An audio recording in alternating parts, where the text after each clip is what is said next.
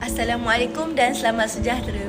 Nama saya Siti Nur Syazwani binti Aminuddin dari Kumpulan 5. Sebelum saya memulakan pembentangan ini, izinkan saya untuk memperkenalkan ahli Kumpulan 5 yang terdiri daripada Nurul Jannah binti Ibrahim, Aisyah Aidlina binti Azlam, Nurin binti Azman, Muhammad Zakwan bin Aziz, Wong Chin Yong dan Muhammad Daniel Fahimi bin Malizam. Kami telah mengedarkan soal selidik melalui laman sosial untuk mendapatkan beberapa pandangan masyarakat luar mengenai subjek falsafah ilmu. Sebanyak 64 orang responden yang diperoleh daripada pelbagai universiti. Berdasarkan hasil soal selidik itu, kami dapat menganalisis dan mengemukakan 5 pandangan mengenai subjek ini beserta kesimpulan. Berdasarkan beberapa responden yang telah kami terima, terdapat beberapa kepentingan subjek falsafah yang dianggap penting dalam kehidupan. Antaranya ialah, falsafah penting bagi membantu masyarakat untuk berfikir dengan lebih wajar apabila membuat keputusan, dan ia juga penting untuk membentuk kemajuan dan tamadun sebuah negara. Kepentingan falsafah mengenai ilmu pemikiran penting supaya seseorang individu itu mampu untuk berfikir secara mendalam serta membuat perhitungan sewajarnya terhadap sesuatu perkara. Selain itu, falsafah juga penting bagi menghadapi masalah kehidupan seperti ketuhanan, kebenaran dan lain-lain yang akan diambil dalam kehidupan seseorang. Dalam kehidupan seharian, manusia sudah tentu mempunyai kerangka tindakan atau kaedah tertentu dalam menghadapi sesuatu situasi atau perkara.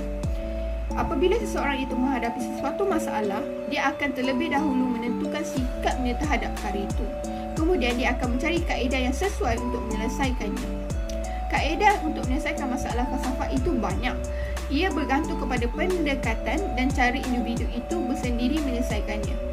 Kita perlu faham, tahu, fikir dan bijak membuat penilaian dan membuat keputusan sama ada baik dan buruk sesuatu perkara. Namun, kita hanya mampu membuat tanggapan sama ada prinsip-prinsip benar atau palsu, sama ada ia sebahagian pemikiran atau sambitan rasional kita. Seterusnya, apakah nilai murni boleh dikaitkan dengan subjek falsafah? Hasil daripada data yang kami peroleh, para responden berpendapat bahawa penerapan nilai-nilai murni perlu disemai bagi meningkatkan akhlak yang mulia dalam golongan pelajar.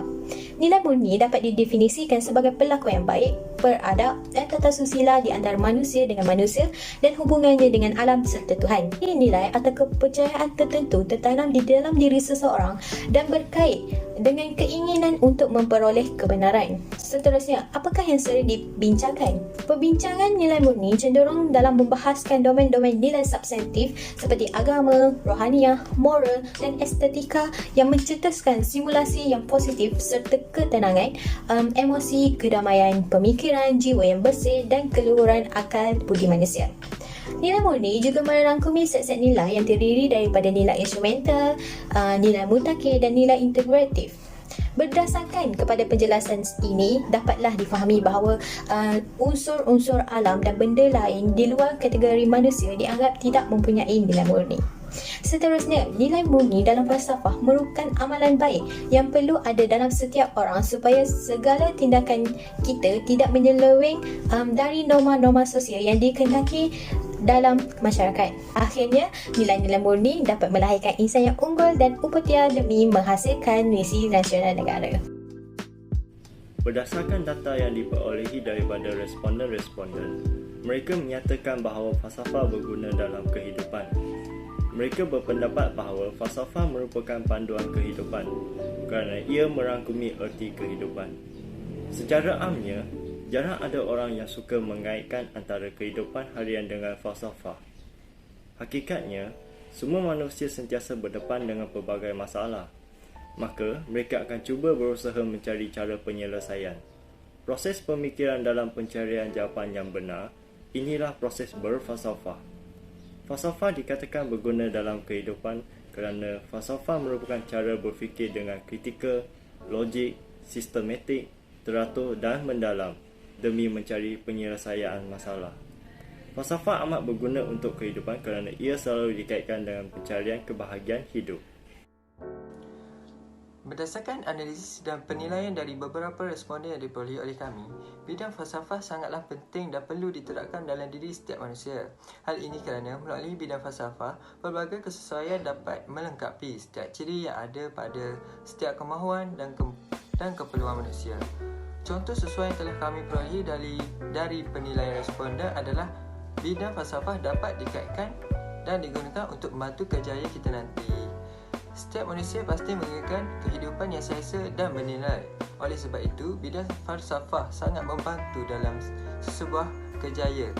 Jika kita dapat mendalami dengan teliti dan yakin dengan pilihan serta ilmu yang didapati dalam mempelajari bidang falsafah ini, kita dapat berfikir secara rasional sebelum membuat sesuatu keputusan seperti pemilihan kejayaan kita pada masa hadapan dipilih dengan semena-menanya atau memikirkan dahulu kesan serta impak yang diperoleh oleh kita nanti. Seperti analisis yang diperoleh daripada salah satu responden kami menerangkan bahawa sangatlah wajar bidang falsafah dapat dikaitkan dengan kejayaan kerana falsafah ini mempunyai maksud yang luas, iaitu dengan berfikir secara waras dan lebih terbuka pada masa hadapan.